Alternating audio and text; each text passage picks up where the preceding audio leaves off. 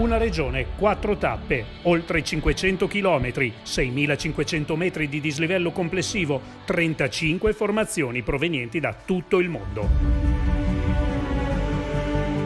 Giunto alla sua 55esima edizione, il Giro ciclistico internazionale della regione Friuli Venezia Giulia per Under 23 ed Elite si conferma nel 2019 come una corsa stuzzicante, coinvolgente, ricca di fascino e tecnicamente impegnativa. Una corsa che può essere vinta solo da corridori completi, tenaci e veloci, abili in salita e in discesa, sorretti da una squadra solida.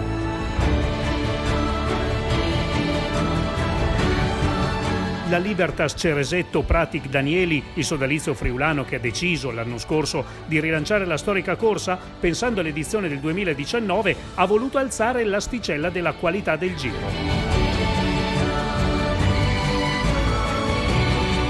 Dal 4 al 7 settembre 176 corridori saranno in Friuli Venezia Giulia per provare l'ebbrezza di vincere una delle corse più ricche di storia del panorama ciclistico internazionale Under 23 e per succedere nell'Albo d'Oro a Tadej Pogačar, vincitore del 2018 e oggi già protagonista tra i pro del World Tour, capace di conquistare l'Algarve e la California.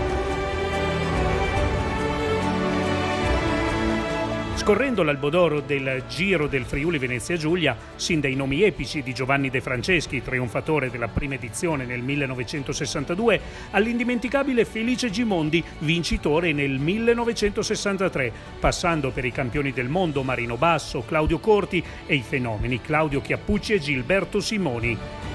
È doveroso sottolineare che poche corse come questa sono in grado di mettere in risalto i giovani più competitivi. Il vincitore della prima tappa del 2018, Alberto Dainese, si è da pochi giorni laureato campione d'Europa Under 23.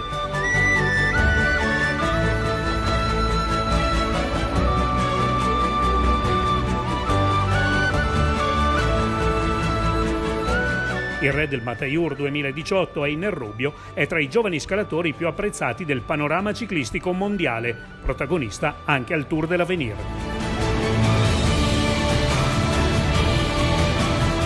George Zimmermann, dominatore della volata di Gorizia nell'ultima tappa del 2018, è ora professionista con la CCC e si è messo in luce soprattutto al Giro d'Austria, dove ha conquistato la maglia di miglior giovane. Bastano questi dettagli per comprendere l'importanza del Giro della regione Friuli Venezia Giulia. Fare bene in questa corsa significa aprirsi le porte verso l'Olimpo del World Tour e a settembre la competizione sarà serrata e di altissimo livello.